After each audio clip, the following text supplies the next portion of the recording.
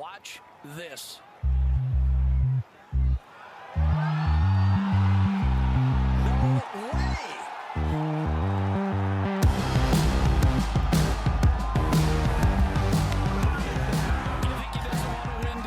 Hello and welcome back. So, because I'm sat here, I have to host. Is that right, Tom? Hello and welcome back to another episode of the Cookie Jar Golf Podcast, brought to you in partnership with Ryan Footjoy. Correct. Mine are sort of just adding here. Footjoy Premiers. Like, they were okay for You the had trip. some My Joys for the tour, didn't you? Yeah, you were on the Addington specially ones. made. Yeah, My Joys with shout out Phil at the ad. He got me some My Joys with the Addington logo on the side and some blue crocodile saddles. And the Lynx Masters, they were making a big Oh, yeah. Jesus. Yeah, navy know, when I Addington went blue to- with the white fleur-de-lis. Just We're Wait till you see the sponsored. Cookie Jar Lynx Masters coming. We're sponsored by Footjoy, and I asked him for the jar logo, and he said, absolutely not. We don't do custom logos. What? And you've got the ad. Well, it's a pocket thing, so you can Yeah, actually on take the that MyJoy off. website, you just select from logos.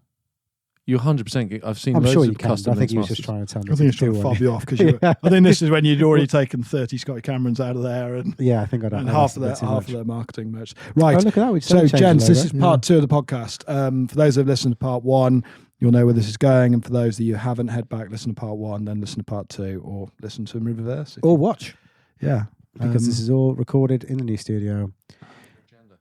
And the Did agenda's in not front of me. get Don't an worry, agenda. Don't you worry. I'm on Brent, it with the I'm Just making agenda. sure he knows what's going on. But when we left this, we'd left our Barnwell, and we are now going down to play in the New Year foursomes with.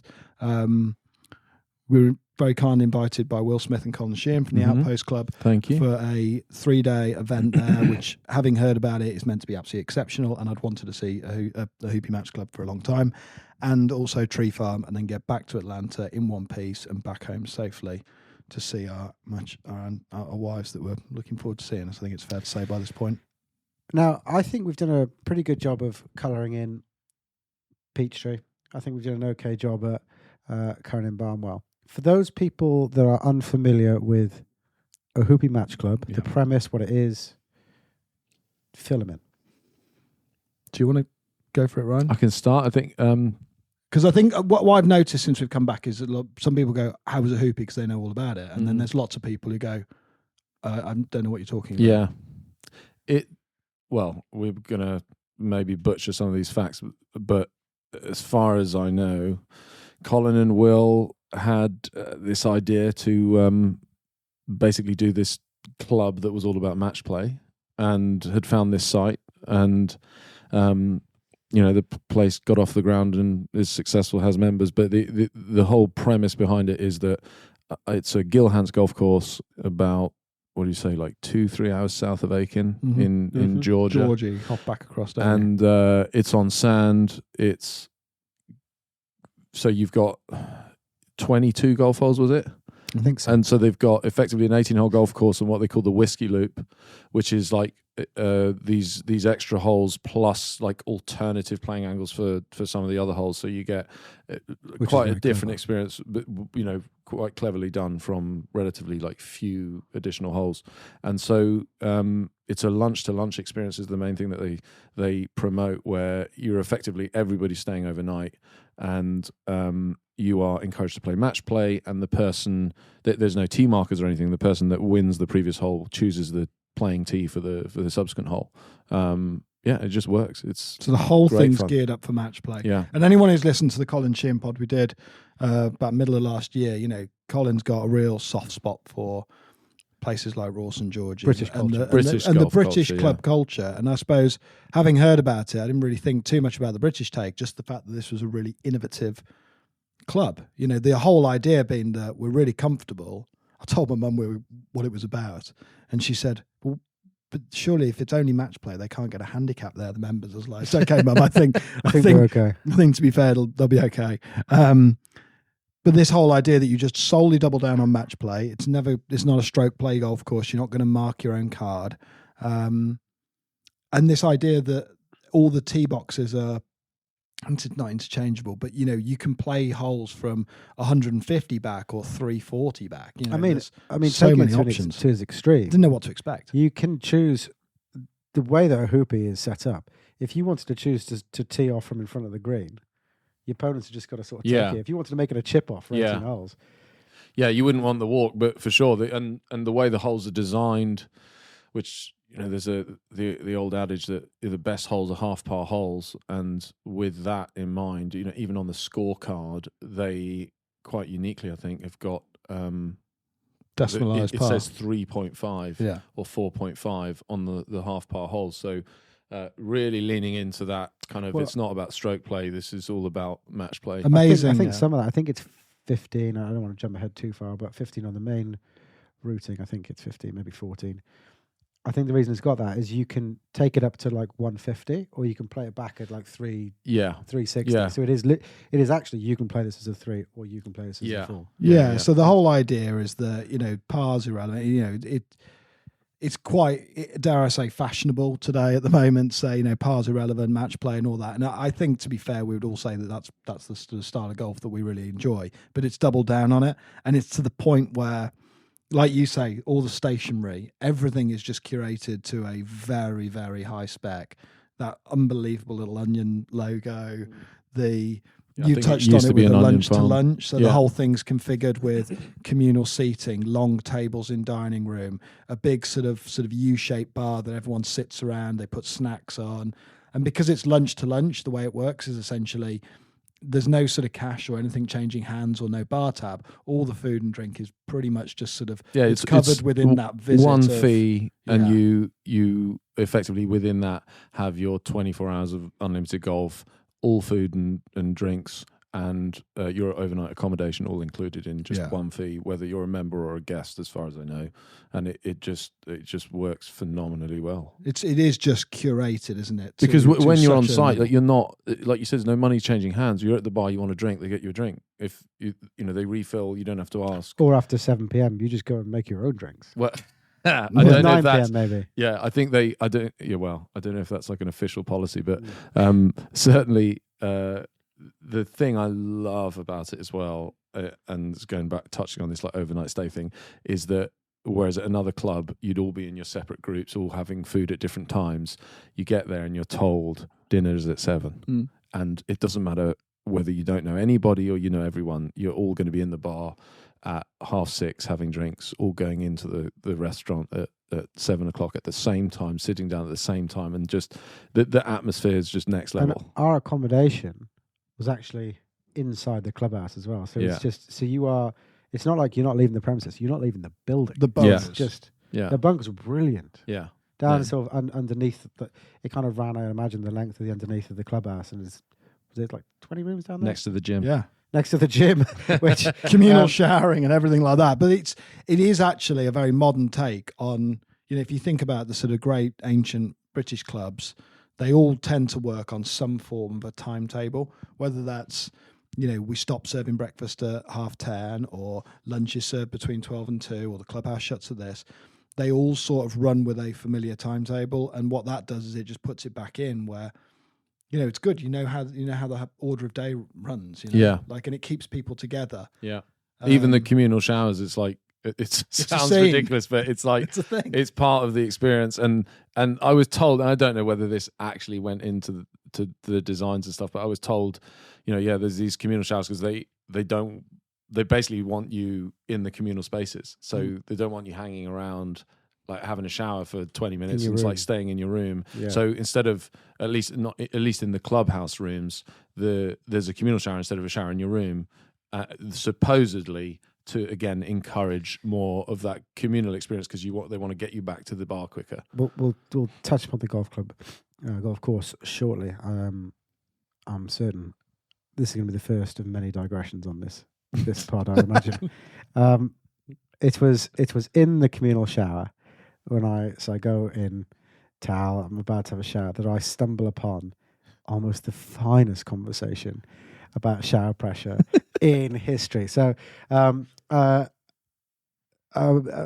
gentleman who was also on the same trip as us, I'll leave him nameless for anonymity's sake. And he was going, the shower's just good, aren't they? And then he said, thing is, the best showers I've had we're at Fisher's Island. And I was like, oh, okay, that sounds, they would be good. We said, no, it's not just that. So what they did is they've gone 4-inch inlet pipes. They've got, and he starts reading off. I was like, okay. And then they took shower pressure from the irrigation on the golf course, or the watering system on the golf course, so they could bolster the shower pressure and make it. And I was like, this is just I stand in a towel on going, I really need a shower, but I quite like to continue this conversation. Didn't feel like they were going to take your skin off, but I sort of felt like there was more water coming. They were deceptively watery. There was so much water coming out of them. Like they were drench heads, obviously, but they weren't coming out like searing like paste where they was going to take the skin off. But there was just a truly biblical amount of water coming out of the shower. Yeah. No, it sounds ridiculous to be going on about the shower, but They're really I good. have never had a shower. That is the best shower experience I've ever had in my life, and it was just sensational. Did you get any B-roll of it? No, I didn't. I didn't film the showers. I was told just how into these guys, like bringing cameras into the showers might have been a bit weird, but how into it some of like the American golf culture is on shower pressure. Like it's like a big thing. Like even in the bar, I remember speaking to someone and they were like, yeah. We were saying the showers are amazing, and I think he said, well, they're like a 7, and it was like. Okay, they say Marion kicks out tell me more. Silly and he's going, and they mentioned Fisher's Island, and they said, yeah, but Fisher's Island's great, but pressure, like it is more of a piercing, painful experience, but in like a good way. And then, there's another one. I don't know if you remember. Marion, they really no, it begins with a D. I'd never heard of it. Deepdale, that was it. And they said Deepdale, those are the best. And then there was another guy who's like, yeah, Deepdale's good, but and then he goes even within the club. Cubicle 2 and 4. Like this is where I think it's a great segue, because I've never felt so out of my own depth. I would say the company we were keeping there, because it's an event where guys had travelled from all over the US to come and play in it. Zach and Gil won it, I think, didn't they? The first year, or Zach's won it twice. Zach's won it twice, yeah. Zach Blair. It was just, you're in really good company, like really well travelled bunch. A lot of them were Outpost members, and golf IQ off the scale, like really high, and so refreshing as well, considering how revered that event must be now to a lot of those people. How not serious the golf was taken. I don't know. Yeah, if you I mean, guys it was felt taken. that. It was like people wanted to win, but it wasn't. It was just very refreshing. I thought it was a jovial atmosphere. It was about as much of the socializing and meeting people as it was about the golf course. I wish Eric and Jim knew that on Monday morning when he kept holding 40-foot putts from across the green. It would have been a bit more sporting to must have hold about 300-foot putts. So the event ran with basically 3 flights. So flights is a thing that I've never really understood. 7 flights. See, this is what I don't understand. A flight is for a league. Like a flight league. Is a league. It's like some people in the UK will play. Some clubs will play their winter knockouts like this. I think when there's a lot of people, not on much daylight hours. Okay. And I thought it was a match. That's what you thought, wasn't it? You're basically it's match play, but it's a way to get more groups a round robin through. Yeah, exactly. So you've let's say got 4 people per flight. And you might have 7 flights, so you only play the people in your flight. So you play your 3 league. matches. So you play 3 matches, and then the one with the most points progresses through to like the last 8 or whatever it is. So they have, I think, 7 flights. 7 go through to the last 8, and there's a wild card, which effectively, if you got more points than anyone else but didn't win your flight, you'd still go through. Yeah, well, they all did a chip off in this one, didn't they? Yeah, so they when there's like a tie for the wild card or a tie for one of the flights, which is close to how they run members and guests. Yeah, so it's a like very common format, except most places, as far as I know, the format for the flight matches is bettable, whereas here we were doing foursomes. Yeah. And then what they would do, the very final, at most of these member guest ones, they send all 8 pairs down the 18th hole, and it's just last man standing. So if someone makes a birdie and everyone else makes par, they win. But they're playing foursome. Even when they play better ball, I know we played foursomes, but even when they play better ball in the other clubs, they always play foursomes down the last. So it's alternate shot. Mm. Well, it was very unique to us. I mean, we arrived. First impressions of Hoopy, I must say, for me personally, I was quite intimidated. Like, you turn up, interesting route in because it's obviously not signposted. There's a lot of sand. You know, we were lucky. We were in a really hard. Ryan's wagon. Quite difficult to make, to find, and you get there, and you know you're there then, and someone takes your car off, and you go up, and it's lunch immediately. Yeah. And we walked in probably somewhat late, close to when we were supposed to arrive, and the place is already packed, and it's an event that many people have done many times. Yeah. So we coming in, new boys, don't really know anyone. Everyone's chatting. Everyone's on a long table. There's no space on that long table. So we've got to set up this new little table on our own. It's a bit like... 3 of us plus one other guy. I was like shaking. Sam was looking at me. He's like, you're... I was like, well, I think like, just the calm reason down, being is because I'd kind of in my head, it sounds ridiculous, but I suppose if I think about our events, there's guys that, like the Christmas event we had at Urban Golf, for example, there's guys that knew no one that had travelled from 50, 100 miles away to come down and go to that event. And you're thinking, God, it is weird when you put yourself in that environment of not knowing people, where there's lots of familiarity amongst a certain group and stuff. But like literally before we'd even had our tortilla soup or whatever we had that was brilliant, it's like you're off to just a great start and everyone's super friendly. But there is something about walking into an environment where everyone knows each other and you don't know anyone. And that's what's lovely about golf, though, isn't it? Yeah, exactly. It's common ground between strangers. Sort of like, and the Americans are so friendly. Yeah. You just sit, so we were sat down on our own, and then there were a couple of others came in after us, and straight away you're off and running. It's just, everyone talks in the UK, I think, I don't know if it would be a bit more frosty. I always think of Peter Kay saying... I think people are just, their default is just a bit more like... He looked at me like I'd come into his house on Christmas morning and pissed on his kids. But it wasn't like that.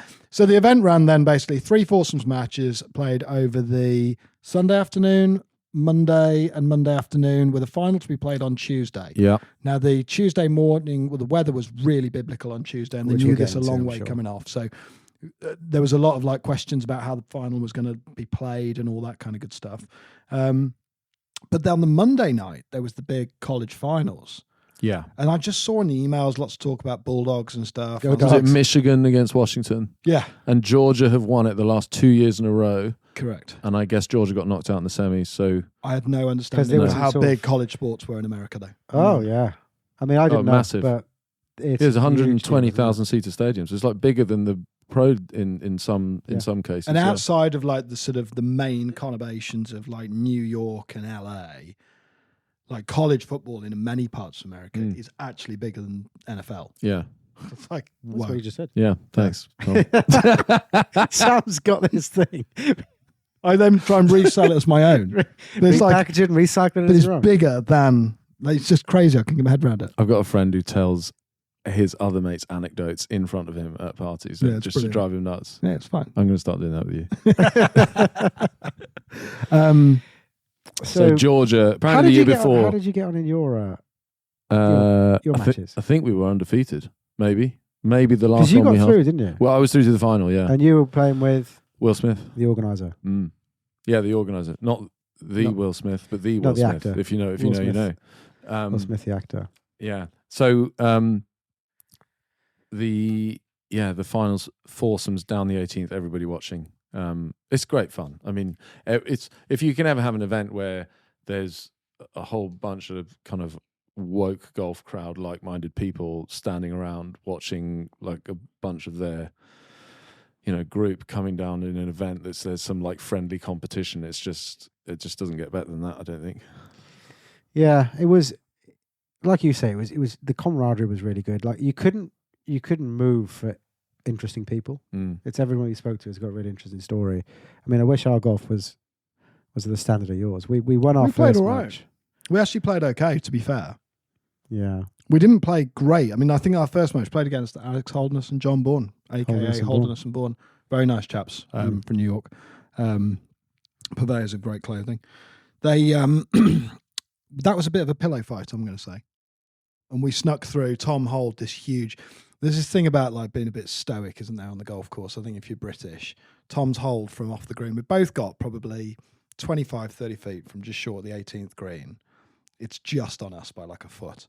Tom's knocked this. I'm behind him, and I've seen it from 6 or 7 feet out. I'm like, this thing's in the hole. Like, there's no way that's missing. And it drops. Tom puts it in. It's like, whoa. And Tom it's all quite quiet. And Tom goes, oh. It's like, oh, nice putt, Tom. Colin Sheehan comes over and he goes, "Holy shit, this thing's live!" He's like screaming, and we're trying to be as like reserved as possible.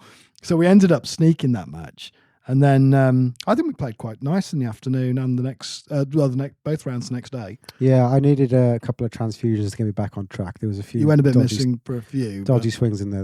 What is a transfusion? It's a drink. That's It's a what it- very, very Grape strong juice? drink. grape juice, vodka. And root beer or something? Or No, there's ginger all ale? the spirits in there, isn't there? There's like triple sec, gin. It's very nice anyway. Very it's a golf good, drink very in the strong. US. Very popular. That halfway house, again, another phenomenal halfway house. They had like, biltong hanging up. and there was Homemade beef homemade sort of jerky. Did you have the crunchy nut thing. brittle? Oh my word. The peanut brittle, her mother makes it. And yeah, I'm going to be doing that. That is amazing. I don't Wait, You're think going to be doing that Is at it the the Addington? Addington. yeah, 100%. Ridiculous. I didn't say it. So another, sometimes we had to limp through to the halfway house, and once I got a transfusion in me, it kind of all. It was weird because at that point in the golf course, 6 in the like the 9th is like it's a real shorty of a par 4. Really, you've got to play it. It does play as a par 4. You don't really play it as a 3, but it's never much more than sort of 320, and most of the time it's like 250, 270. It seemed. The green's drivable. So you're, Very you're waiting drivable. on the tee a lot of the time. That was the But only spot on the course where it you wait on the is tee. which is fine Ridiculous, though, the because then green. you can just chill out in the halfway Yeah, house afterwards. yeah. So it's, No, it works really well. yeah. But the green is absolutely mental. Now, what we should say about Hoopy is we played quick greens throughout this tour. I would say the greens out of Hoopy they felt, now there's a lot more undulations because it's a match play golf course. I think they've built the course to be more provocative and more on the edge and disasters looming with every golf shot because it's the nature of match play golf. Yeah. But even so, the flat putts I had felt 2 foot quicker than the rest of the tour. Yeah. They felt I think you said once you get past 12 or 13, the whole thing starts to lose meaning on stimp. But they felt like crazy. It was- quick greens. Yeah, We you're saw- aiming outside the hole on short putts, aren't you? It's Yeah, and we saw people. I don't know how it worked in your matches. We saw at least 2 different occasions people putt into bunkers off the green because they are just so quick, and they tuck the pins in some places that if you have a crack at it, it's But that's what's so fun about match play golf. Is that and that's what they're trying to lean into, right? It's like Yeah, I 100%. don't want to piss anyone off on a stroke play event because it's ruining his card or whatever. It actually gives you the opportunity to do some more provocative stuff. Yeah. It's Yeah. interesting. well, you were getting a bit grassy on the previous pod, so let's do it again. It is my understanding, I'm by no means an expert. Bermuda greens at Hobie. Yeah. So Bermuda, because of the thick sward of the grass, you can cut it to like very, very, very small. Like you just couldn't get away with it with a final leaf grass because it couldn't photosynthesize, couldn't get the light, couldn't grow. You just kill it. But with Bermuda, they can cut it to next to nothing, and because it's got a large blade, it won't die. So they can get it really, really short, so you can get it really, really quick. Is that sound about right? Don't know. I'm gonna say yes. Okay. I haven't pass it heard to it's Mike. to do with the size of the grass. All I know is that there's basically these varieties, like with ryegrass here. We're getting dwarf, ultra fine ryegrass where they're breeding it to be a lot thinner. And similarly with Bermuda, the thing about Bermuda always used to be that it has grain. And if you've ever played in Spain or Portugal or the Caribbean, then you can even hear it. You putt into the grain, and you can hear it like Velcro, and it's similarly down grain. You can even get putts that seemingly are breaking uphill because the grain is actually pushing the ball in that direction.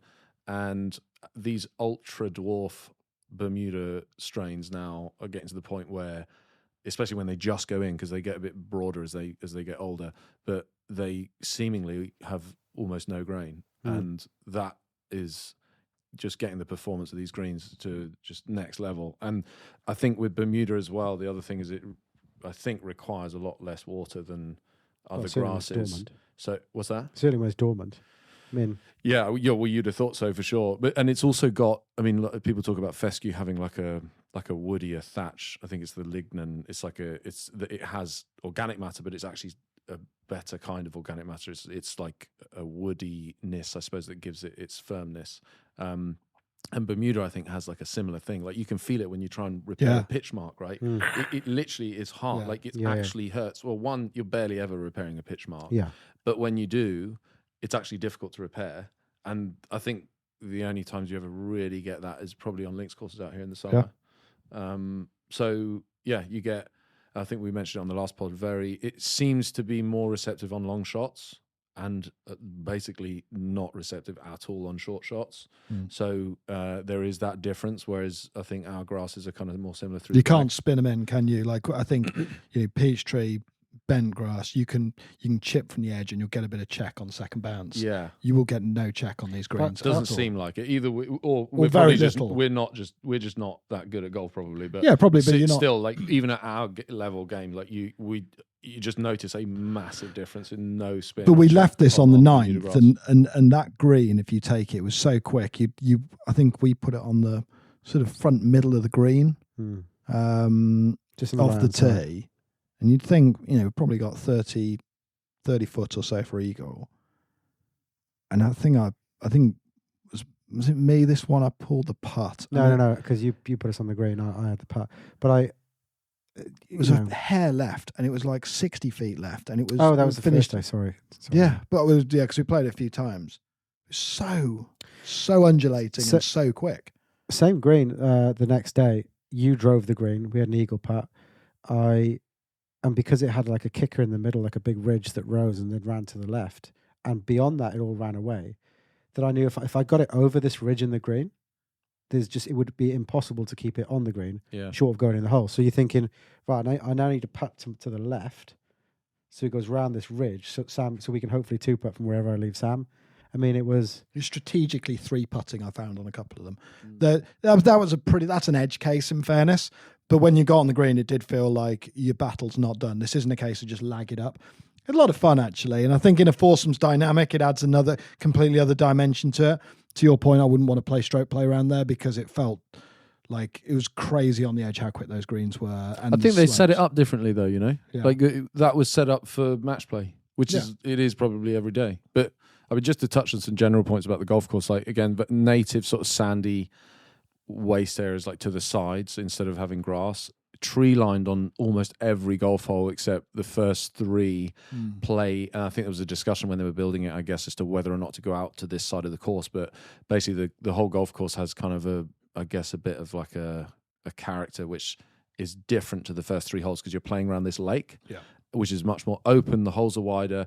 And I think I heard 2 sort of remarks on that. One is that, it doesn't really match the rest of the golf course. I personally, the other view is I loved it. I thought it got you, it's like the gentle handshake. It got you out, open your shoulders, and then it kind of gets progressively a bit tighter as you go around, which I really like that flow, especially like the 3rd hole, like how wide that is. And then you get to 4. Four's a great It's hole. one of these ones that you're talking about, Tom, where it's like you could take the tee way up or way back.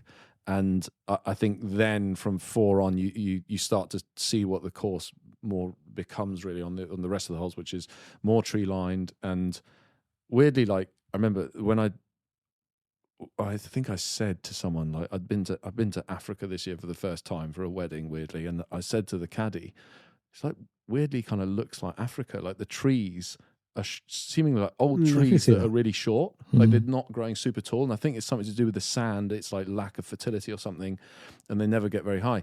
And he goes, yeah, funny you say that. Like the owner apparently had the same thought. Like he thought this looked like Africa. You can see what. And so he bought a flock of zebras. Which is where they're now behind the fence because no one realised how violent zebras were. My wife's Canadian. I should say zebras. So. And so behind, I forget which hole it is, but you get to this hole and he's like, there's the fence. Championship. Yeah, and there's a pen of zebras and wildebeest on the golf course, which is just nuts.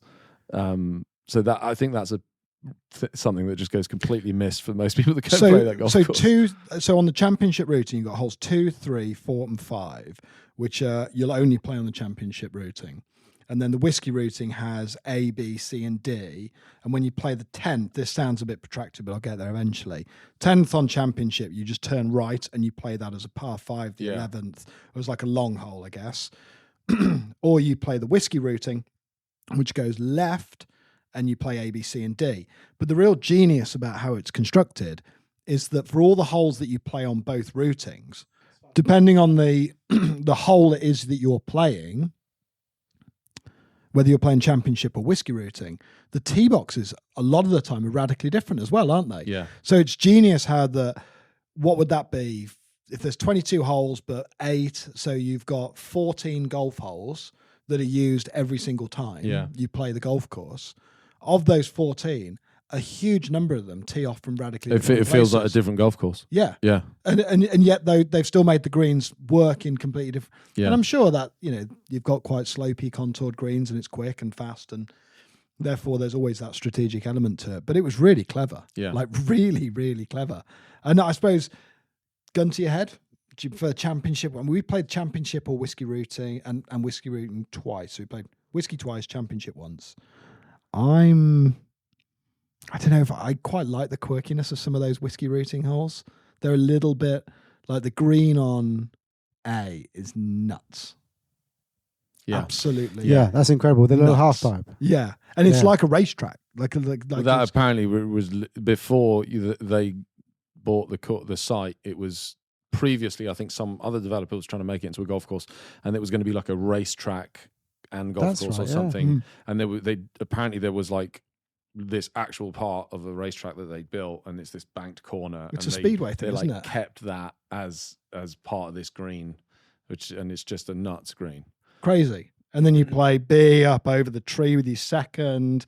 The whole thing is absolutely exceptional. And the thing that struck me, I think, every time I went round was, as wild as I can hit it off the tee, it's tree lined. Every hole is tree lined, and a lot of them feel quite narrow, and you never lose a golf ball. No, Like you walk into the woods, and the work on the understory, like it's, I guess because it's sand again, nothing's really growing like aggressively, and there's not much sunlight because it's under the tree canopy. So I guess they do a lot of work on like clearing the leaves and stuff, but you just never, you might be way off the beaten track in the woods, but you never lose a golf ball, which was just the best form of golf, I think. I don't think we lost one, did we, in 3 rounds? No, we Which- didn't. Which, And considering it's- some of the places you were hitting, it was Well, no, quite to be fair, I was spectacular. just duffing it, so it wasn't going wildly offline. It just wasn't going very far. But this, to me, is the mark of a great golf course. It's like what sets the good and great golf courses apart is their rough/native management. Do you think? Yeah, 100%. Why?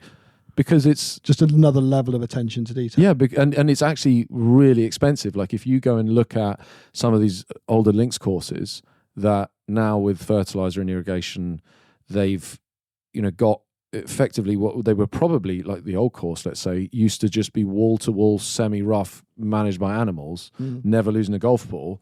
And now I'm not necessarily saying this is the case at the old course, but there's a lot of links courses I think you go and play, and if you miss the fairway, you basically are losing your golf ball. Yeah. And when the ball goes as far as it goes now, where a lot of the time you don't see it down as easily, especially on like flatter land, it just becomes pointless. Like if every time you miss the fairway, you're losing a ball. It's like Bryson at Royal St George's. They supposedly without the spotters, he's shooting like 9 over, but shot 67. And it's. I think being able to find your ball, having long rough that you can see the base of, is the difference between a good and a great golf course. Assuming it ticks the other boxes as well. Yeah. But it is such an oversight a lot of the time, I think, to let the heather or the fescue or whatever it is to just basically be what it is. And invariably it's just way, way too thick. And I think, in the past there were probably, like I said, a lot less fertilizer, a lot less water, probably had more fires, probably had more animals grazing. And now this stuff just gets thicker and thicker. And if it's not managed, it's just makes for a boring golf, I think. So that was what is so refreshing about the likes of the Hoopy, and I guess Tree Farm, although they're still kind of building it out in terms of the rough areas. But Hoopy's been open like 5-6 years now. So the native management there, that really stuck out to me. Really impressive. Championship or whiskey routing? Gun to your Do head. you know it's really difficult because we only played the championship once. We played the whiskey twice. 4 We and 5 really were liked the blockbusters on whiskey. championship, weren't they? 4 and 5 on the championship were 5's a crackerjack of a par 3. Yeah. Great par 3. That fifth that you miss out, which is a shame. I mean, It's like picking your favourite kids. well, isn't it? 4 and 5 would be a shame to miss those. it's like choosing your favorite. But bit of you don't stash have and to tour, choose though, Sort of because what I you just said was favourite kids, really. Isn't it? you Well, don't, no, you don't, because you say the exact same thing as someone said. I've just repackaged it, so it's a difference. but you don't have to choose, because I think this whole going on about it, the lunch to lunch thing. I think every time you would play You the like that. championship in the afternoon and the whiskey in the morning, I'm pretty sure that's like the That's standard the way thing. they do it. So every time you go there, it's not like you're going to say, I mean, I'm sure they'd let you, but it's not like you're going to go championship and not play the whiskey or the other way around. You're going to probably play both. On any Hoopy experience, you're going to be playing both. But I actually think I don't think it matters. You might be able to correct me here, but because of the way that it pans out, if someone teed off 10 minutes behind you, you'd almost stay, even if one played the championship and one played the whiskey, it wouldn't affect each other. Yeah. Unless you were Yeah. like, you Unless really the hit a course bad was time and all that. absolutely packed, which it never would be. But Yeah. yeah, because you're basically the whiskey routing. You both championship and whiskey. You start on 1, and then championship 1 you go off back left, and whiskey you go Right, front yeah. right. Front right. And you And play so- 6 on the championship. as a Yeah. shorty, So I don't guess you? when you get to 6, you potentially might have someone else getting there at the same Yeah, time. I mean it's when you come back on from the whiskey, isn't it? Which is probably like when it's like the 12 or 13 or whatever it is. But I mean, they're both just brilliant. I mean, I thought the shaping was bold and interesting. Certainly on the whiskey, I think the whiskey's got some crazier holes, like you say, whiskey A, which has got that half pipe green with a kick around the back. Yeah. I mean, Whiskey B got the trees in front of the green. yeah, it's smack bang in front of Yeah. the green. It's like, who cares? It's Yeah. and it's clever because if you lay back enough, you can go over the tree. Yeah. And if you decide you want to sort of pump it down there, you're going to be a bit blocked out. So again, you wouldn't put it in stroke play, but it's a you can do whatever you want when it's match play. Whiskey D is that like the kind of 3.5? No. You can go A, B. You play back. Whiskey C was a par 3. Yeah, you play which 2 is the one with the threes back to back. huge like Biarritz swale in the front of the green. Oh, it's like 14 or Yeah. on champ. Oh, is it? Yeah. Okay, Yeah. fine. I'm getting mixed up. 13. Then 14's the one we kept playing it as a It's par shorty. 3, yeah. No. This is where it gets confusing with the whole It's only numbers. because we played This is it- like talking about Hoylake in the Open. It's actually impossible. No, that's one after that. 16. It's because work it backwards. You got the 18th, It's 11 champ. 17's a par 4, 16's the par 3, 15's that one with a cracking little dead tree in the fairway. Mm. You can choose to carry. Yeah. 14's the one we keep playing as a 3, but should have been played as a 4. Oh, you mean the 13 is big bit? Okay, sorry. He's thinking the one 13 out further past. With the big beer, it's in Not the middle. one where we kept. It's the one after where we always played it from the extreme left of the Yes, it is the fairway. one after that, yeah. Yeah. It It was the, like the big hole, Yeah. which is wide open out. It's like edge of the property stuff, and then you come back, and that's the par 3. You can with play the as a swale par in front. 3, but you can play it as a 270 yard par 3. And it's got, we always, or certainly in the second day, they put the pin in the half pipe Yeah, Yeah. that runs left to right. cracking golf hole. And as long as you're in Really? that half pipe, it was like 2 half pipes back to back, really, wasn't it? Like a smaller Well, the one, back of the green is a smaller one back yeah, there. a bit more subtle, and yeah, the front and then there's a is big one. a big. You big just send it swale. in the half pipe and it just keeps But going yeah, up because of and the back until pace, it yeah, gets you can basically go up and down all the way. And if you both Yeah, judge sides it of the right. and pipe. it gently runs right to left as you look at Yeah. it from the tee. Yeah, So if once you hit in that half pipe and it's doing the back and forward, it's gradually working its Yeah. way down there. We down went to right on the to one time because we got into a zone with me and Tom where we got quite a good strategy going. I thought like Tom was hitting the irons really good, wasn't hitting the driver as well. So he's like, well, when I'm on the tee box, because you get to call the tee box if you've won the last one, as we've already said. Tom would go forward. I was hitting the driver really well, so I was like, well, I'm just going to keep going back and just make things longer. So when we played that hole, I think I went back to the absolute tippy tips. Caddies were like looking, thinking, what an idiot. knobhead. Yeah. So I stepped up, hit full blown driver at this thing from like 280. And to be fair, He's going to say that out the back. That was out the back. No. Well, it might have been 260. I don't know.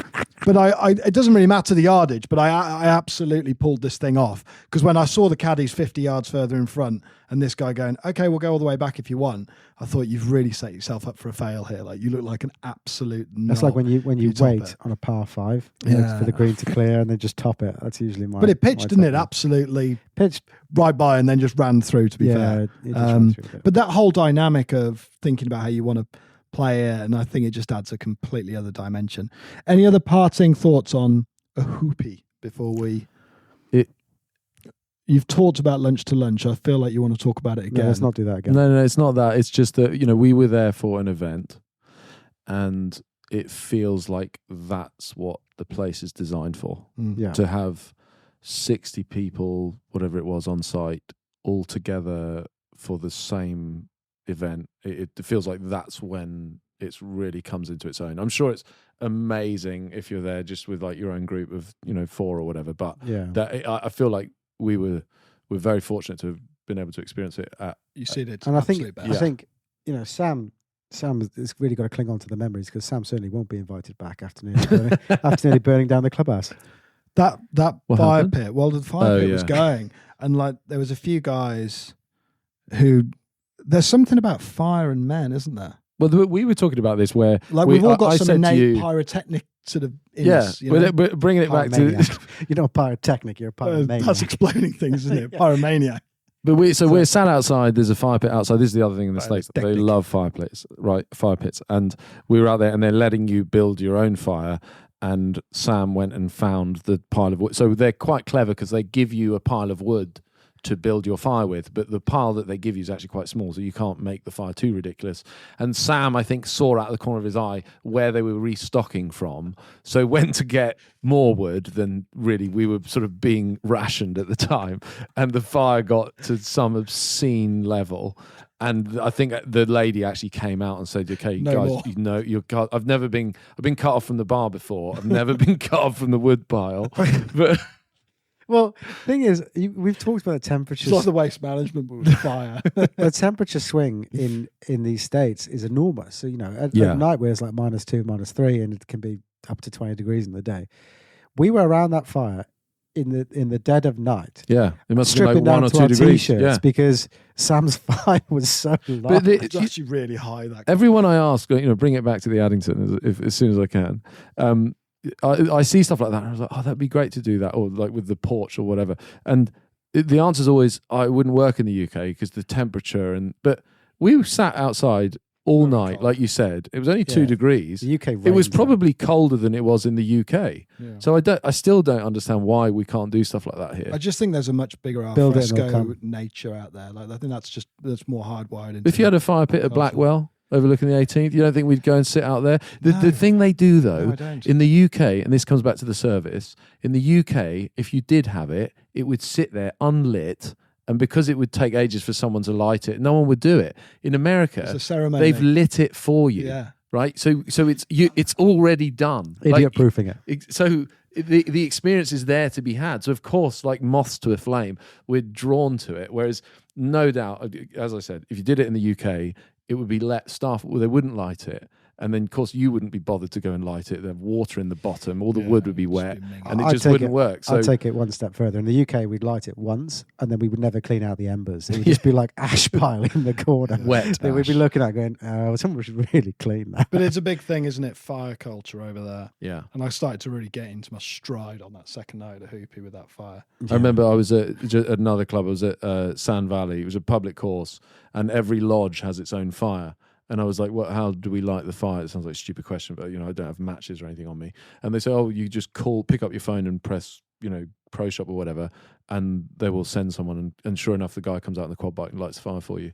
And every lodge has got that, and it's just a different world, isn't Yeah. it? It's an absolute different world. Final take, just minor side note. Tequila culture in the States, huge. Yeah, loving Like, it. Big tequila huge. guys, weren't they? Yeah. Apparently, it's. We an were upper. drinking tequila espresso martinis, remember? Yeah, they were good. Yes, I've forgotten about that. I needed to ask for the recipe. Sodo, tequila, Yeah, espresso and it was martinis. amazing. They It were was really white, good. weren't they? Yeah. Well, and they say that tequila as a spirit is like a natural upper, Yeah. whereas every other alcohol is a depressant. And Yeah. I don't know how much truth there is in that. Seems like somebody said it once and it's now fact. But I'm sure Pretty much enough what we live- tequila. Pretty much what we live this pod on. Say it once and hope. Yeah, it's but I fine. mean, I don't know. I feel like tequila did some You bad things to sure me it at wasn't university, the but caffeine in the espresso tequila martini. I don't know. But they were drinking. anyone it with Was this soda from and the guy lime. drinking Then 4 we had shots like of some coffee tequila with his tequila? soda and lime and grapefruit, and that was a nice drink. What's Just a big scene. let's find out, Ryan. What's the recipe you want? Hopefully, someone will send it in. Oh well, who gave it to us? It was Jim. What was it called? He said it What was it no. called? He just said ask for espresso martini with tequila. No, it No, was it- risotto or something. Anyway, Something else. it- Because but- it was white. It wasn't. It was delicious. Yeah. But we did ask someone. The first person we asked, he made it wrong, and then it got corrected. So there was some ambiguity there were about some exactly what espresso it was. martinis that just were using tequila, and they just looked like an espresso martini. It had a Wasn't the ones massive we got. head on it. Yeah. I'm going to take us away from tequila and a hoopy now, and we're going to drive back up to Aiken. Before we do, we were supposed to be playing on that final day of a hoopy, which got cancelled because their Tornado. system of their meteorology system is absolutely superb, and they called it like 4 days out. But on the morning of our final day, it absolutely hooned it down. Yeah. And just as a sort of nod to the land that a hoopy's on, we were stood out on the balcony where Sam had nearly set fire to the whole place the evening before, overlooking this sort of, the winds were, I mean, it was wind, 50 miles an hour, 60 miles an hour. Yeah. At this point, it's like serious wind. It was hammering it. Some guys went out and hammering it played. with rain. Yeah, someone went out to play. I think the rain held off until about 11, and actually they were saying if we'd have known, it's kind of great golf weather because it was windy and dry, and they probably had like 3 hours of that, so it would have been perfect for golf. But there was driving no puddles on wouldn't. that course. No. Like it just, and Colin, I stood out there with Colin, kind of doing this like reflecting on your life thing. You know, you stare into rain and feeling all melancholy. And he said, "There's something like I don't know, he said it's something like 200 feet of sand. He's like, this thing can absorb." He said it was something like 4 foot of water per hour. It's just like you can just. Like a colander, isn't it? Basically, It was just absorbing all this water. But then we sort of just, there was a bit of hanging around leaving there. So by the time we left, we were driving into the absolute eye of the storm, weren't we? And people were saying, "Oh, you know, probably get on the road. You don't really want to be driving the freeways and this stuff." I was thinking, I've driven in rain before, mate. So like, we'll be okay. Like, Easy for us to say. Ryan drove, didn't he, on that stage? Yeah. But you know what I mean? You think It was just terrifying. driving in rain. I was driving scary. straight at say 60 miles an hour on the motorway. The trees don't even look like they're moving, and all of a sudden it is like someone is trying to yank the wheel and shift me like 20 feet left into the other lane, and it's just the wind on the side of the car, just buffeting. It was like I felt like I was holding on for dear life. Were you? And what was strange about it is, like, we'd all kind of shat our pants by this point. It was like, this is fairly terrifying. Our phones had just popped up these tornado warnings that like forced themselves down you. Like, it's like tornado warning. Get phone inside just went off, didn't immediately. Well, they've introduced that. Do you remember in the UK they've done it? And I don't know if I had it in They the use it UK for, like, other terror than threats the and test. stuff. Yeah, and Do the you remember the test one. test like a year ago? Yeah. And it was like never got that, actually. it blares this like siren, and then it says anyway. And in the States, in Canada at least, they use it for like missing persons. It goes off like once a week. But yeah, we had that. It's quite scary. Well, it said get Everyone's inside phone is going immediately. Well, I've got it here. and then you look, and it's like tornado. Get inside immediately. Yeah. And we're on the freeway thinking, well, what the hell do we do? I can tell you what it said.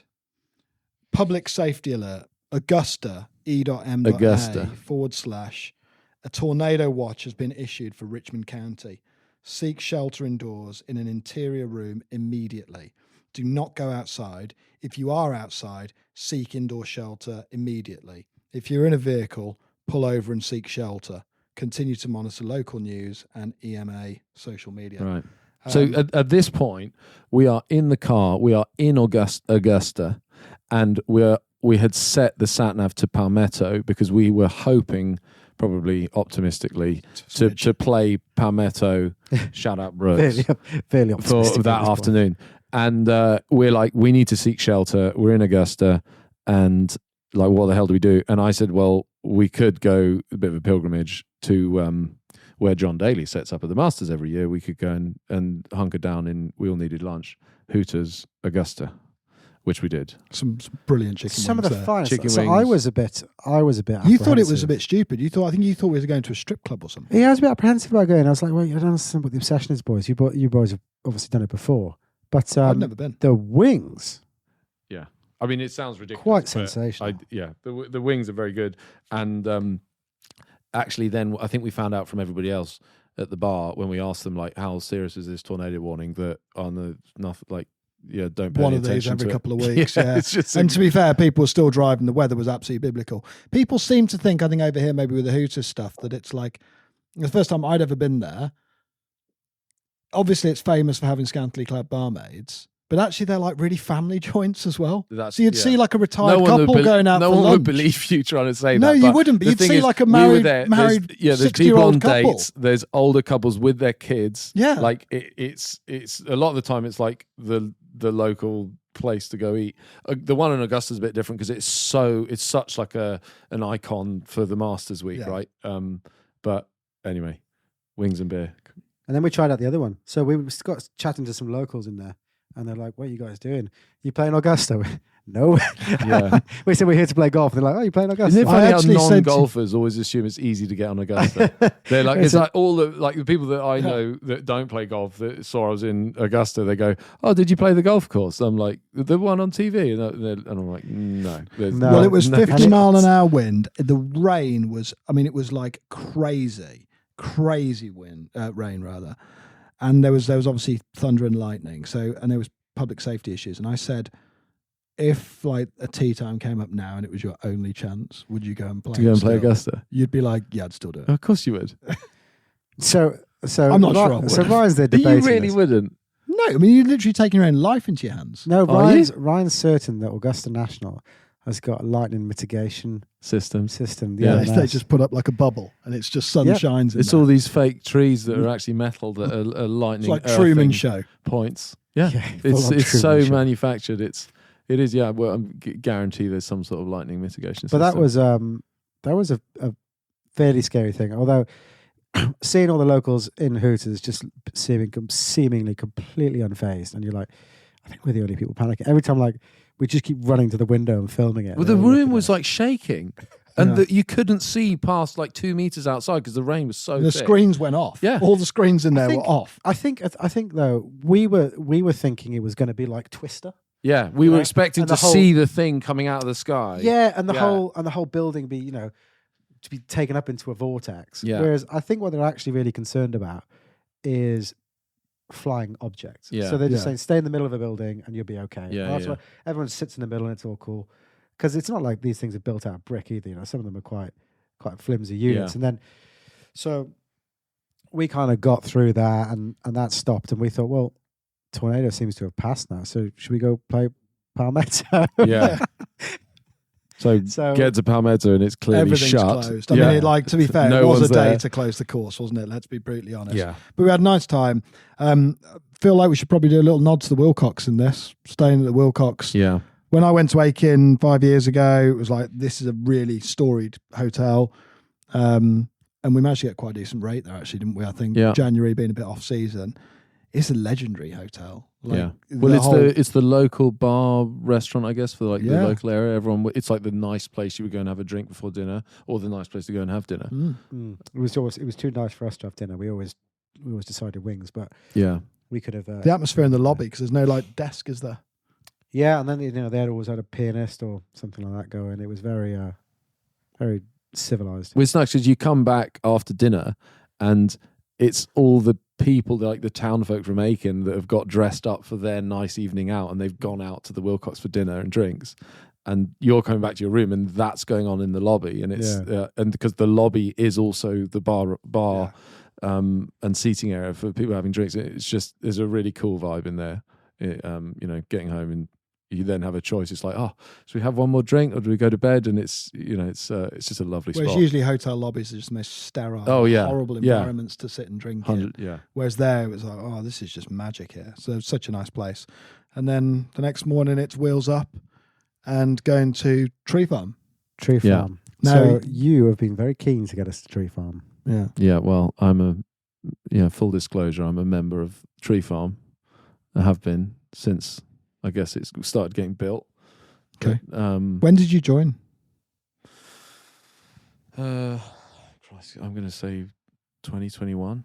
I can't Okay. remember now. So that would have COVID been- years kind of all go into a blur, but Yeah. He'd bought the land then at that point. he'd bought the land, and I guess Zach texted me in, I think it's 2020. It must have been 2020. He was still in our old flat, and he was like, hypothetically, would you be interested in joining a golf How did club you in How did South you know Carolina? Zach? We met from. I went to the Ringer events that he used to put Yeah. on. I think until COVID, I'd been to every single one. Didn't you win the first one or I something? did win the first one at Sweetens Cove. Yeah. Wow. Look Someone at said that. there was a board up at Sweetens Cove, but I don't know if it's still there. I haven't been back. So so you said, like, boys, if we're going across there, I'd love to take you guys to Tree Farm. Want to show it off, because as every member wants to do with their golf club, Yeah. show off Tree Farm. So we headed across in the morning. What was wild about America, again, probably because of the temperature fluctuations, is you'd had this tornado, which seemed like it was the end of the world. Yeah. And the next day was completely calm. Yeah. With the sunny, amount of rain, nice. everywhere in the UK would have been shut for like 2 days, 3 days minimum. Yeah. And yeah, it was just business as usual. So when did you last play Tree Farm? May 2023. Okay. So After our spring meeting last year then? yeah, so they had an event which was like their first event, I guess, and so I flew over for that. And Did that have all holes in place? yes, but You played. I- You started on the. we were 5th, teeing off the 10th because the thing about the Tree Farm, like with Barnwell, there's no vertical infrastructure built yet. So they're I think clubhouse and lodging is meant to open in September. Okay. So when you went there, the clubhouse site, I guess it's dangerous because it's a building site, right? They're building the building. Yeah. So in trying not to, and also so you can't really drive there because it's all construction traffic.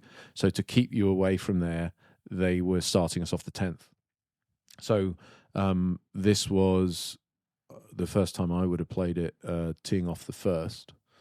Which is the par 4 up to the bottom No, of the the first hill. is a part. Oh, No, sorry, 10th. the 10th. Yeah. Is And then the, 11's the one that hoops round where Yeah. you thought you were going to run out of fairway and you nearly did. And you miraculously weren't in it by a yard, considering. called up. Caddy Yeah, ran so ahead. Caddy says no, you won't run out of fairway. So I Challenge I said, accepted. Challenge accepted. And I think So that's I where you think he got it started. by So about you 4 hadn't gone inches. right up to the top. And okay, cool. Okay, existentially, is Tree Farm everything you thought you would want out of it when you joined? Yeah, I think it's. You never know. I mean, it's the only like new golf course I've ever joined, so I don't really know any different. But I would imagine it's pretty much a shot in the dark as to someone says I'm going to build a golf course, and with all the best people involved, that's about as close as you can get to guaranteeing it's going to be good. But you really have no idea until it's actually built, and then you see what you've ended up with. So you never. I was hoping it would be good, and that all the right people were involved, which was like a big factor for wanting to be a part of it. And it's I think it's sort of surpassed my expectations really. Well, I think it's just I didn't realize how good the piece of land would be, and I think that's also what. Did you walk it early or anything, or did you just see it all off? No. So the first time you actually saw the course in any state was last year in May. Yeah. So tell a lie, really. I had been. I was at the PGA show last year in 2023, and I flew up with my mother, and we flew up to see it, and I was literally just going to go and see it, and then I think the caddy master, no, it was the head greenkeeper was just like, just go out. And I thought, oh, we off mats? And he's like, no, just go. Like all 18 holes are in play now. So they cut the holes. So I was actually able to play all 18 holes in January 2023, starting nice. from the first, which was really cool. And again, just kind of blew me away. And that was also one of the earlier experiences I'd had with Bermuda greens. And when I first got there, I looked down and thought they were bent grass because it was just like there was no grain. They were almost that kind of like darker green that you see from bent grass. And just kind of that's the beginning of a kind of flourishing love story with Bermuda.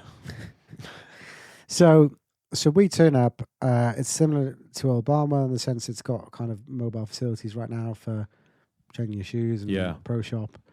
So we go check in, raid Right. Did you do okay out of merch this trip, Ryan? Jesus. Your merch shopping was absolutely hideous. Like, you just did so much in merchandise. I couldn't believe how much stuff you got. Reconnaissance. Yeah. Bring it back to the ad. Yeah. An inspo merch that, store. you know, that's ultimately that's what we want to see in the UK, right? You go. My bugbear in the UK is every single pro shop feels Looks like the the same. Yeah. Every single piece of merch, it's exactly the same, and it can get a little bit like that in the States because they are now all going. Bead They Rally, generally have yeah. the same stuff, whether it's Holders Yeah. and Born or Bead Rally, but the difference is that stuff is so much nicer. And there is like a little bit of curation that goes on as well. But those are places you walk in and you just feel like you go into a lovely clothes shop and you just think, I just know I'm going to buy something. Even in a mobile trailer, it's merchandised and put together in a very good way, isn't Yeah. it? Zach Whereas just you go, knows it, doesn't he? He just knows how Yeah. to sell stuff. He's always been really good at that. You know, the Buck Club stuff he's been brilliant at. And I mean, we have a £300 cardigan on the website that we can't sell, but in America, that we don't stuff have any issues. That sells no issues whatsoever. No issues selling a £300 cardigan. It's all very nicely done, though. You've got Tree The- Farm bit on now. Yeah, no, I really like that. So that logo with the crescent moon, that's basically a South Carolina. The South emblem- Carolina has a emblem, isn't it? palmetto tree with the crescent moon. Yeah. Yeah, and the And that's a Tree Farm pine logo tree. is a like a stencil of a pine Yeah. with the so it's a tip of the hat to the South Carolina state logo. But you which guys more have two counties logos. more counties need to have their have a Okay. logo, right? Like Yeah. let's get Surrey getting a logo. Yeah, we should take it upon ourselves to Um, establish. A Yeah, logo. so they got Logo. the tree and the tree monster. So there's two logos, which again just gives you like some variety in the shop to Yeah, it's nice. spread your wings with it. And even so, like when you get there, the handful of teas and stuff, you've got the teas and the ball markers. Yeah. You've got the tree or the tree monster. Yeah, the tree on the left or the monster on the right in different colours, and then Yeah. it just Very cool. again it gives you Just a little twist on everything, isn't it? So, variety is the spice of life. I was surprised how classical the golf course was. Yeah, That'd be my biggest takeaway there. You've mentioned St George's Hill. I kind of thought, I don't know why it stuck with me this, but the Berkshire. Okay. yeah, Yeah. I could Is it see the that. scale of the site maybe? Because the Berkshire's 36 holes, but it's a denser site. Like whereas these American courses seem to be off on much bigger pieces of property. Maybe a bit of recency as well. It's been a few years since I've been to Berkshire, but the rolling nature of the land for sure. I think just more than anything is I think there's a trend, isn't there, for people are comparing Old Barnwell and Tree Farm, and the two courses could not be further apart really in terms of their general, apart from being new build courses that are both 25 minutes from Aiken. I think that's really where the similarities start and end, actually. Yeah, There's a big difference in the club ethos. There's a big difference in the golf courses. Everything there feels totally different. So, and variety is a good thing. But there is definitely a trend for, very maximalist green sites and things with huge kickers and things being very provocative. And I suppose knowing that this is a development that Zach's been working on for a long time and it being a first golf course, I'm never going to get the chance to design and develop a golf course myself. But I find it quite hard to imagine I'd leave much behind in the locker when I do it, if I ever did it, And therefore I was really surprised at quite how sort of restrained it was. And actually, certainly on that front nine, everything feels like it's not muted, not in a derogatory sense again, but it was just a lot more nuanced than I was expecting. I kind of thought there'd be so many crazy punch bowl greens and loads of different things where it's like, how many different sort of cool aspects from different courses can I shoehorn into it? And I was really surprised at just quite how restrained it was. Not that many bunkers. Yes, it was wide, but it was, it wasn't crazy width either. The whole thing just felt quite classical, like it was a pretty timeless design. If someone said, if you took away all the paraphernalia around the side of it and you knew you were there, you could believe you were playing a golf course that was built 100 years ago, Yeah, I think restraint is a word that came to my mind as well, thinking about it. Because, but I think that goes to.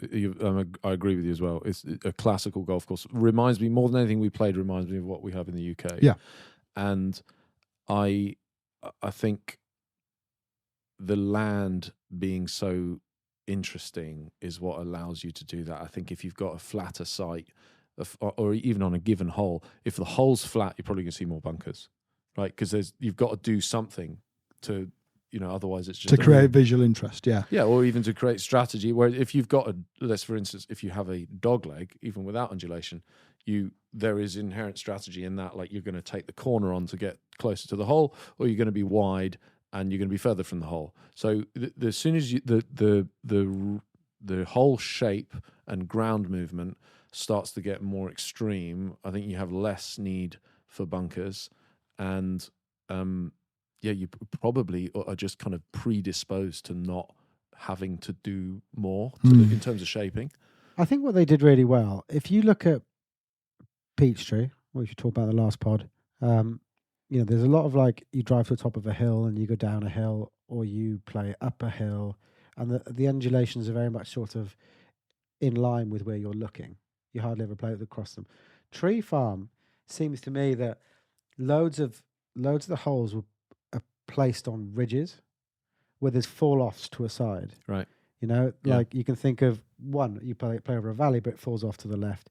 2 falls off to the right, down to your right. You play through a valley on 3.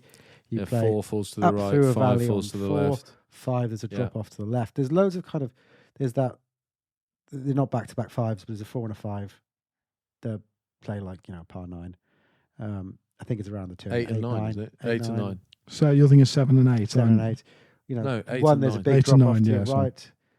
The other one, so you're always on top of a ridge. Yeah. And it's like you can play along that ridge, which lengthens the hole a bit, or you can be in a bit more jeopardy down the side. And I think it's a really unique way to route the land, I thought. Yeah. And then you don't need the bunkers, like I was saying, just because it's that. Because it'll fall away. That ridge is what, And when you cross the road, I mean, it's cliche already, but when you cross the road from 12 to 13, like the last 6 holes there.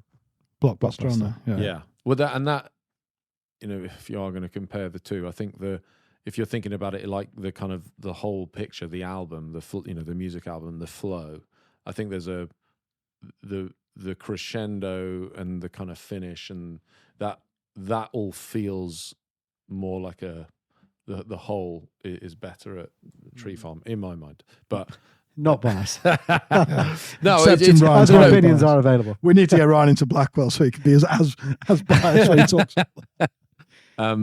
But I think I've heard that. I don't think that's a controversial view. That no, I think the last few are like they're knockout, aren't there? There's last 6 are Tree Farm are knockout. You get off Tree Farm and you want to go around again. Yeah. And I think what will make that place come into its own even more, I think, is 18 and 1 with so 18 is a drivable par 4, and it's like, when we say drivable, it's like 265 yards, and it is the green is set into a hill that is basically like underneath what will be the patio of the clubhouse, which is also where the first tee is, which is a par 3. So sitting on the patio, you're going to be watching people drive into this drivable par 4 and hitting into this par 3 first.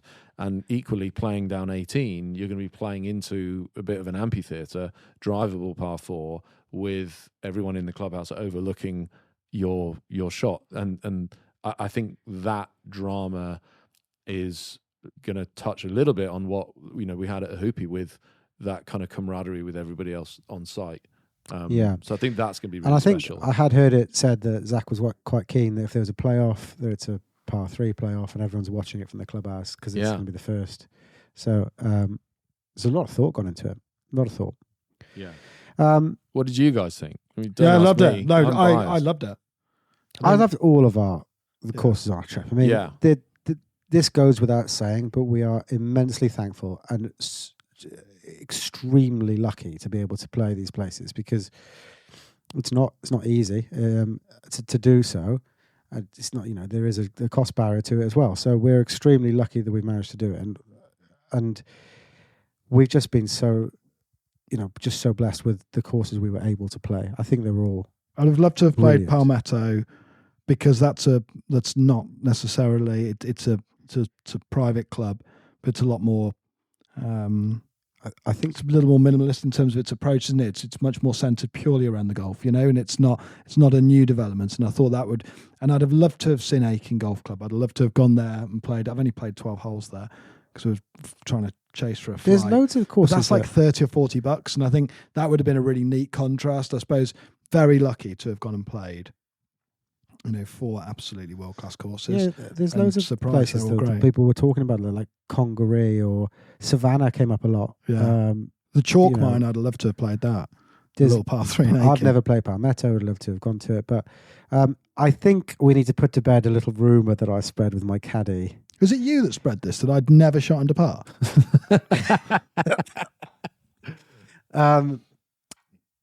Yeah. Well, should we unfold it? How this happened?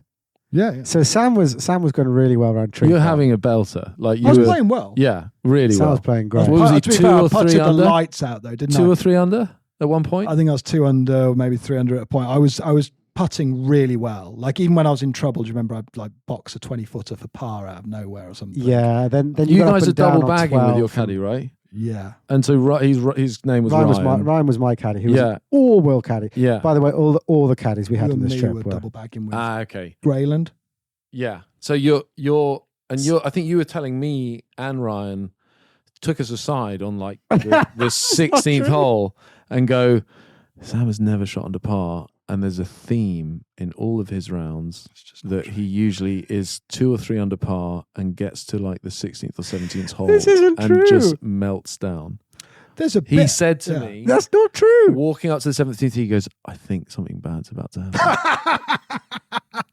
And No, sure because what enough, happened? Sure as he eggs is eggs. Hold shanks like as hard as you can hit a hosel middle, just so far right, like honestly, like 50 feet into the trees. Nearly took out a gator, didn't it? Just so far right. It's a par 3, like 140 yards, 130 yards, Yeah. and it was ridiculous. And No. then you just give me one look, and it was like, well, yeah, that's it. And I think, what did you come in after that? 1 over or something. Yeah, One so over, it yeah, was- I think. and But that's not what happened. I'm going to have to stand up for myself a little bit. that's my recollection of events. So Sam was playing pretty well. It was like 2 under. He got up and down from nowhere Yeah. on 12. 12th Like, 12 hole. was like Ryan What a lost his shit at that. Short- up and my down. Ryan, short- my caddy. Your caddy yeah. lost his apps because he was like, fuck that. So this up and down was world class, and so that's for par. And then we crossed the road 13. So you blocked one down 13, and all of a sudden, right? I've played so much golf with you, like an incredible amount of golf with you, and I understand how you behave. And you stopped the little talk. So all the little talk in between holes had gone. It was just very focused, which is fine, no problem there. But he got mega focused. But then he blocked one down 13 into this sort of the 13. It's down, is kind of down in a valley, and it's I it's not- misclubbed into that par 5. I had a great lie. but you blocked one down there. Then you came up into that bunker, and you got a par on that Splashed par out. 5. Yeah. Then you Hit the parred the green in next 2 on one. 14. The Redan hole at Tree Farm, which you haven't talked about, is a bloody good Yeah. hole.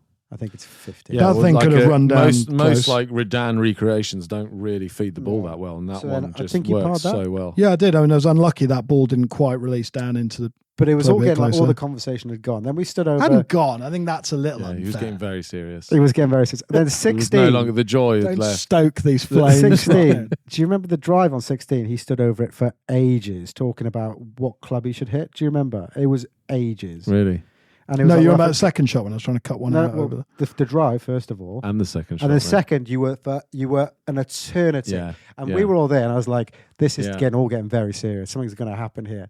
And then I was like, "I know he hasn't shot under par in a competitive round. I don't know if he shot under par in a casual round." And then you did say it. yeah, I did say it. I absolutely did say it. Saying Yeah. you never said And it. then I was like, I know he hasn't done it in a comp. I don't know if he's done it now. And you also thing. said he usually blows up about. And then this sometimes point. he blows. up. Yeah. And then you parred Missed a short birdie on 16. Not a Parred- short bird, like a 10-footer. parred 16. tap in and 5. then So 16 is like an all-worldy par. Unreal, that Great, punch yeah. bowl green. Double dog leg. Tee shot goes kind of left to right. Hole goes, you're hitting kind of uphill on the tee shot. Hole goes way downhill. And then dog legs to the left. The hole is like, the green seems to be like tucked left into the tree line.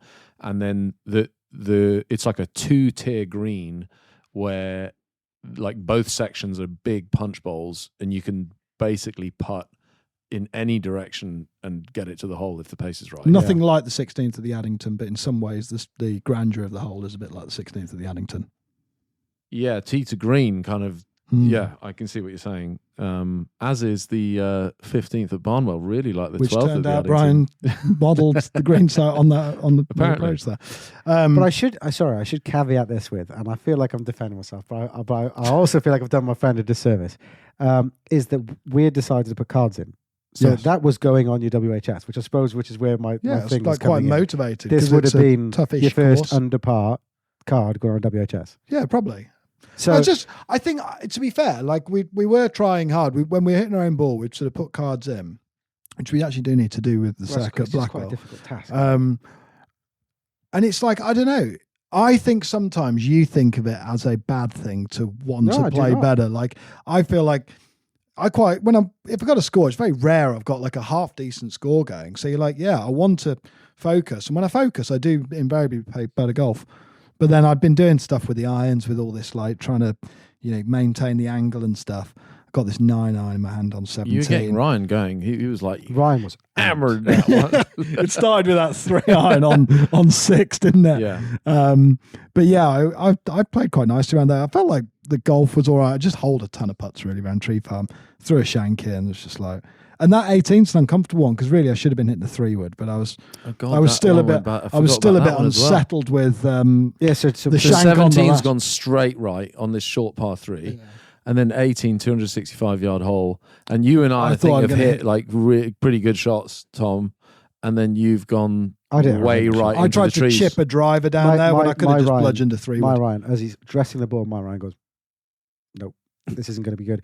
Because He said I'd never have given him that he said club. I would never allowed him to hit that club. Never have allowed him. Wow. He said it's too much. It's too far, and he feels he's got to steer it. He's like, Yeah. and he's whispering to me. He's like, he needs to smoke a 3-wood. Like he needs to just Yeah. full swing something here. Yeah. And you try to steer that driver. I was in the just buns, blocked it couple of right. chips, got up and down for Yeah. 5 or God, something. it was painful to watch. Yeah, I've got a list of talking points here, and I Bit just late, wanted we're to tick about them off. 3 hours to this And, one. no, I'm just saying that one of them was Tom telling me about Sam's impending meltdowns. I'm Yeah. just saying we tick that one off. Okay. What are you staring at? I don't know, The just the timer microphone. just says 16 minutes. Oh yeah, Does it loop over after an hour yeah. or It does. something? It loops over after a set amount of time. I can tell you. Yeah. And actually, the biggest regret of the tour, gents, I don't know what you're going to throw at this. Biggest regret? Not Don't say the not- Lincoln Navigator. Not getting on Palmetto, maybe. Yeah. Yeah. That would have been nice. Or Aiken. I've not played Aiken, so I don't know what I'm missing. But it was just No, mate, Palmetto's. It's not part of our tour, but Palmetto is like what I think a lot of clubs in the US kind of wish they were. In that, it's not massive service and expense and like crazy high fees. It's actually like a seemingly small local membership with a waiting list that they don't really let loads of people in, but they don't charge an arm and a leg.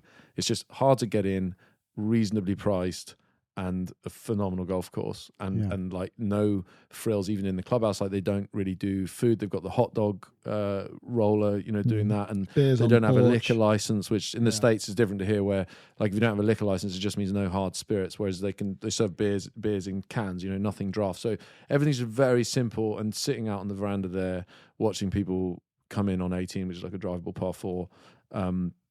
Is just Magical. sensational, and to be able to do that in the States where most clubs are charging like $20,000 a year as like a standard private members club, like that's like just the antithesis is Palmetto. It's a very British model, isn't it? Where I think more clubs in the US. I think you'd be staggered at quite how good Aiken is as well, because again, it's just, I suppose it's a sensational bit of land before it became really fashionable to go out and find these amazing plots of land and go all out. And there's a great story there, and we just couldn't find a way of squeezing into the trip. Biggest regret? Just not being better at golf. Were you disappointed at your golf out there? Yeah. I didn't play great in a hoop. I had spells being okay. I'm going through some swing stuff at the moment, and I'm in a halfway house. I'm doing some issues right now. Just in a halfway house of things. Okay, We're going through some things right now. So no, my golf in general is fairly consistent in so much as it's consistently shit. So no, I didn't. I don't have any regrets from. I would have liked to have seen Palmetto, but I can't control the weather yet. So no regrets from me. I need to go back. Yourself? we looked at the fire pit at Tree Farm and we had about 7 or 8 hours Oh, until that we is my flew. regret. Yeah. And I said, Ryan, I think we should probably do this pod here. We didn't And have you time. were like, we didn't not have time. We've got to get to But Atlanta. I wish we'd have done the pod. And we absolutely pissed time away on the way home. Yeah. Going to Walmart, buying suitcases, and about 9 grande iced lattes on the journey. We actually had time for days. We had another. And I business. don't think we had time because we had a 3-hour drive back to We get. probably a flight. wouldn't have done 3 hours at it. I'll give And you we that. did have to go to Walmart, because we needed another suitcase to get we your didn't- merchandise home. the royal we.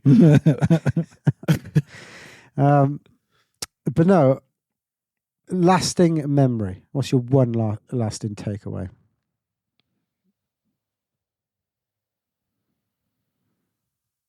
I think I it think I'll was go the because beginning you two of a can think for a bromance, bit. wasn't it? Oh yeah. I think for me, it was just kind of how different the sports are. Golf in the US and golf in the UK are just completely different beasts. I don't think I was fully prepared for how different they would be. Everything from condition to clubhouse culture to how you arrive to how you leave. Everything was different. And the conditions just sublime. So for me, it was kind of how different it is over there. Mine would probably be sat on the corner of that bar in Whiskey Alley, not the one we went to night one. Well, we had pizza. Where we had the pizza that was, and they were serving. It was just like exceptional calories there. And I think we did a solid 3.5 hours about the Addington. We actually cracked the Addington. I think None it of us was like remember a what big, it was. yeah, it was a very productive trip in that sense. It was, for me. definitely. It was my just I don't think opportunity Ryan knows to if I'm married or basically anything. like picking your brains at every single thing, bringing it back to whether or not it would work for Just us. bringing it back to the Addington a sec here, guys. Do you ever get home when your missus What goes? do you think about rocking chairs at the Addington? Yeah, I don't. I try not to talk about it anymore. Does your missus go, Yeah. oh, you haven't seen Tom in a while. How is he? Don't know. What do you mean you don't know? You Yeah. just spent 4 hours with him. Yeah, I don't Yeah. know. She Yeah. go at one I know he point. I missed the remember bite on eggs. one day she said to me, "Who the fuck is Heather?"